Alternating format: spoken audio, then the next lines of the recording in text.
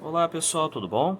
Então hoje a gente vai começar a falar sobre as equações de primeiro grau, tá? Então a gente vai dar uma revisada e uma aprofundada no conteúdo que a gente já conhece, tá certo?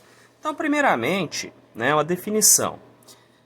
Uma equação, tá, é uma expressão algébrica que possui uma igualdade.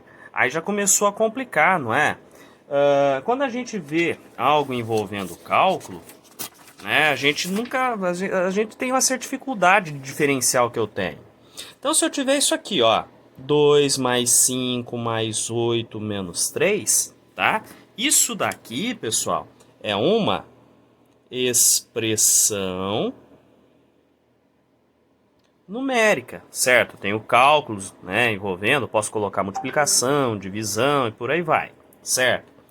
Eu posso ter algo assim, ó, 2x mais 3y mais 4. Repara que eu não tenho um sinal de igual para falar que isso aqui é igual a um determinado valor. Então isso aqui é uma expressão algébrica, tá certo? Não é uma equação, tá? Uma equação é uma expressão algébrica que possui uma igualdade. Então eu tenho que falar que esta coisa aqui, mais 4, é igual a um determinado valor. Eu posso pôr igual a 2, 2 mais x. Ou seja, o que vai definir a minha expressão algébrica como sendo uma equação é o sinal de igual. É a minha igualdade. Tá certo? E para que servem as equações, né? Tem gente que fala, a equação foi criada para me tirar o sono, não deixar eu dormir à noite. Na realidade, as equações foram criadas para auxiliar a resolver problemas em que a gente tem um valor desconhecido para ser calculado. Esse valor desconhecido recebe o nome de incógnita, tá? A palavra incógnita significa algo escondido, tá? Então aqui eu tenho um exemplo, tá? Eu tenho uma equação, tá? Como que eu sei que é uma equação? É uma expressão algébrica, porque eu tenho uma letra perdida aqui, tá? Se eu falar 2 mais 5 igual a 8, isso aqui acaba não sendo uma equação, porque eu não tenho uma incógnita, tá? Sem falar que isso aqui está errado. Vou pôr 3 mais 5, agora está certo. Então isso aqui não é uma equação, é só uma igualdade, tá? E quando eu tenho uma equação, pessoal, a gente tem o seguinte, né? A minha incógnita, a minha letra desconhecida é o x. Mas precisa ser apenas o x? Não, eu posso pôr a letra que eu quiser. Acontece que a gente costuma gostar mais do x, tá? 2x mais 5 é igual a 13. Tudo que vem antes do sinal de igual faz parte daquilo que a gente chama de primeiro membro da equação, tá? E tudo que está depois do sinal de igual faz parte do segundo membro da equação, tá certo? E cada uma das partes que a gente tem aqui formando a minha equação, tá? É um termo, tá bom? Então o 2x é um termo da equação, o 5 é outro termo e o 13 é outro termo, tá? E essas palavras aqui nós vamos utilizar bastante durante a resolução das equações, tá bom? De treinar e identificar se uma certa expressão é ou não uma equação, eu pus aqui um exemplo, né? Indicar se as sentenças abaixo são ou não são equações. Bom, então o que eu tenho que olhar para ver se é uma equação ou não? Primeiro eu tenho que ver se é uma expressão algébrica, tem letra perdida. Tem. Tem dois membros, né? Uma igualdade, alguma coisa é igual a outra? Sim. Então esse cara aqui é uma equação, tá certo? Agora olha isso aqui, 2x mais 4 menor do que 12. Repara, pessoal, que esse sinalzinho aqui, ó, não é um sinal de igual. Isso aqui é uma desigualdade. Desigualdade. Não é um sinal de igual que separa o primeiro membro do segundo membro. Então, como isso aqui é uma desigualdade, não é uma equação, tá certo? Aí aqui, x quartos menos 1 é igual a 5 sextos. Tenho incógnita, né? Tenho letra desconhecida, então é uma expressão algébrica. E eu tenho uma igualdade. O primeiro membro é igual ao segundo. Então, é uma equação, tá certo? Agora aqui na letra D, eu tenho mais coisas, mas ó, eu tenho expressão algébrica, tenho igualdade, tenho primeiro e segundo membro, então isso daqui é uma equação, tá certo? E aqui, 2x mais 8. Cuidado que tem gente que liga o modo piloto automático e fala que isso aqui é uma equação. Só que tem uma coisa, só tem um membro, cadê o igual a alguma coisa? Então isso aqui é uma expressão algébrica, tá? Não chega a ser uma equação, não é uma equação, tá certo? E aqui, 5 mais 8 é igual a 13. Bom, eu tenho dois membros, um lado esquerdo e um lado direito, tem uma igualdade, só que não tem uma incógnita, então não tem uma letra desconhecida. Então isso aqui é apenas uma igualdade, tá? Mas não chega a ser uma equação, porque não temos incógnitas, tá? Então isso aqui não é equação. Tudo bem, pessoal? Pessoal, continuando aqui, né? Quando a gente resolve uma equação, a gente vai encontrar um conjunto chamado conjunto solução, tá? O que vem a ser esse conjunto solução? Por exemplo, qual é o número que eu tenho que colocar aqui no lugar do x, tá? Para essa equação ser verdadeira? Eu tenho um número x mais 7 vai ser 10, né? Logicamente, o valor que eu vou ter que colocar no lugar do x é 3. Por quê? Se eu fizer 3 mais 7, isso aqui vai dar 10, correto?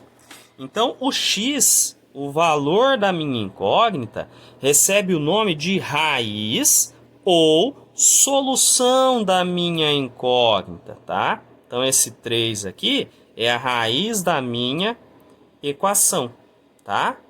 E uma coisa que muita gente confunde e acaba esquecendo. Quando a finalidade do exercício for resolver a equação, tá?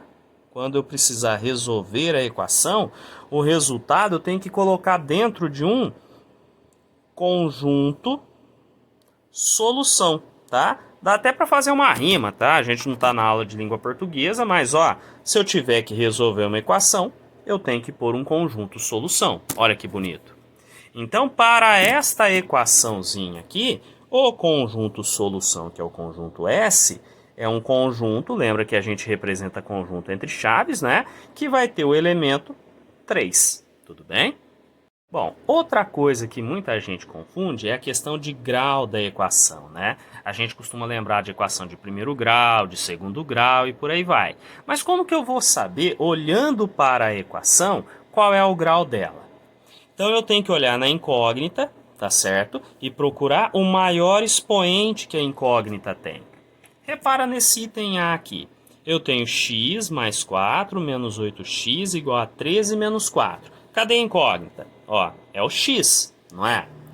Quando o x não tem nenhum expoente, ele tem um expoente 1 escondidinho, tá? Então, o maior expoente que a gente tem aqui é o 1, tá? Consequentemente, eu tenho uma equação de primeiro grau, tá? Ou equação de grau 1, tá certo? E aqui, galera, olha só. Eu tenho x mais 2x² igual a 5x, não é? Lembra que quando o x não tem expoente nenhum, tem um expoente 1 escondidinho, concordam? Mas o que eu tenho que fazer? Procurar o maior expoente da incógnita. Apesar de eu ter esse x a primeira, eu tenho também x a segunda. Consequentemente, o meu maior expoente desta equação é o 2, né? Quando o maior expoente da equação for um 2, eu tenho uma equação de segundo grau, ou equação de grau 2, tá certo? E aqui, bom, vamos achar a incógnita. Ó, tem um x à terceira, tem o x ao quadrado, outro x, não é? O que eu lembro? Quando não tem expoente, tem um escondidinho aqui, né? E aí o que eu vou fazer? Encontrar o maior expoente da minha equação. Aqui expoente é 1, esse expoente 2 já está maior, mas olha o que eu tenho. Eu tenho um x à terceira, não é? Então o meu maior expoente nesta equação é o 3. Tudo bem? Então, consequentemente, nós temos aqui uma equação de terceiro grau, certo? Ou equação de grau 3, tá certo? E dependendo do tipo de equação que eu tenho, é um caminho que eu vou seguir para resolver, tá bom? Então, pessoal, nós vamos começar a resolver equação de primeiro grau, tá? Então, primeiro vemos a equação de primeiro grau, recordamos e por aí vai. Para resolver a equação de primeiro grau, pessoal, basicamente a gente vai isolar a incógnita em um dos membros da equação. Lembra que toda equação tem dois membros, não é? Quem vem antes do igual é o primeiro membro, certo? E quem vem depois do igual é o nosso segundo membro. Então, quando a gente fala de isolar a incógnita em um dos membros da equação, quer dizer que eu vou ter algo assim, ó, x é igual a sei lá quanto, ou algo que a gente não está tão acostumado a fazer, mas também é válido, alguma coisa é igual a x, tá? Eu só inverti a posição do x, mas ó, ele está isolado, sozinho, quietinho no canto dele, em um dos membros da equação, tá? E para a gente poder fazer isso, a gente vai fazer operações algébricas, né? Mais, menos, vezes e dividir, tudo bem? Então aqui a gente vai ver as principais estratégias de resolução, né? As principais técnicas, os principais caminhos, tá bom? Então, a primeira técnica, que é aquela mais elementar, é a gente utilizar a operação inversa da adição e da subtração, tá? Qual que é o contrário de adição? É subtração. Concordam? E o contrário da subtração é adição.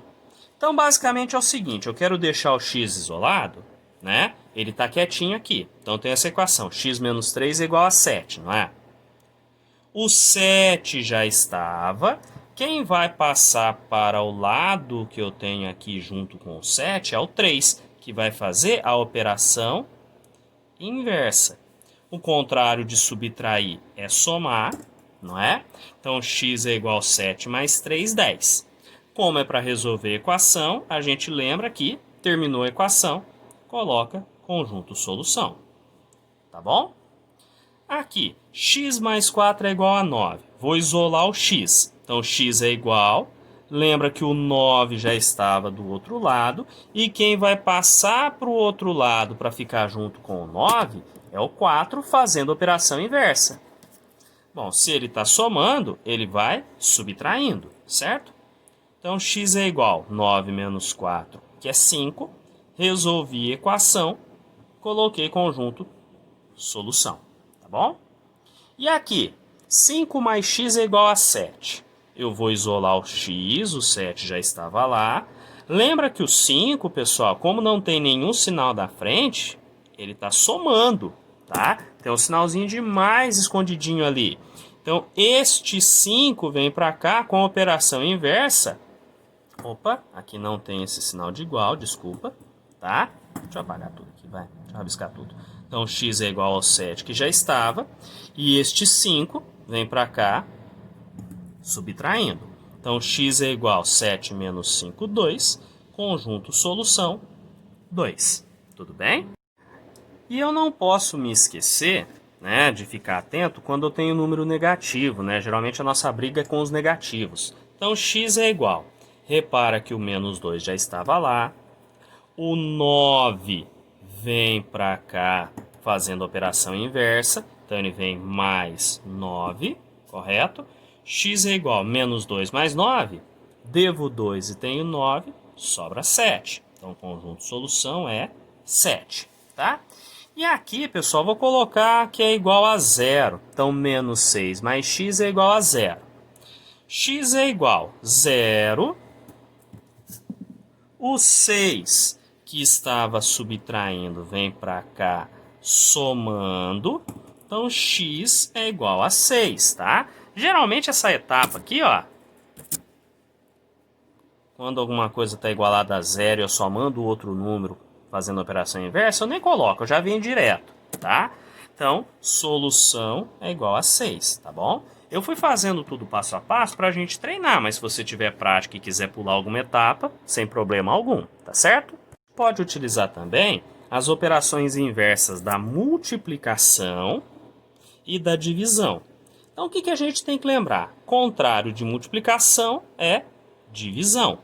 E contrário de divisão é multiplicação, tá? Então, basicamente é o seguinte, x é igual, o número que está acompanhando x tem que vir para cá fazendo a operação inversa, tá? Bom, o contrário de multiplicar é dividir, concordam? Então, o 30 já estava lá, e quem vai acompanhar ele dividindo é o 5. Então, x é igual a 30 dividido por 5 é 6. Conjunto solução, 6. Tá? Agora, olha aqui no item B. X dividido por 2 é igual a 7. O 2 está dividindo, não está? Então, ele vai passar acompanhando esse 7 aqui, multiplicando. Aí, o que a gente costuma fazer para facilitar a nossa vida, né? Eu lembro que o 7 tem um denominador 1 escondidinho aqui, não tem? Eu ponho esse denominador escondidinho para eu poder fazer a multiplicação em cruz. Então, como que funciona a multiplicação em cruz? Quem está em cima de um lado vai acabar pegando do outro lado por baixo multiplicando. Então, ó, x vezes 1 é x, é igual a, quem está em cima pega embaixo, 7 vezes 2. Então, x é igual a 14, tá bom? Conjunto solução, 14. Tudo bem? Aí aqui, 3x igual a menos 12. X é igual, o menos 12 já estava. Repara que este 3 está multiplicando, vai passar dividindo. Então, vem aqui 3.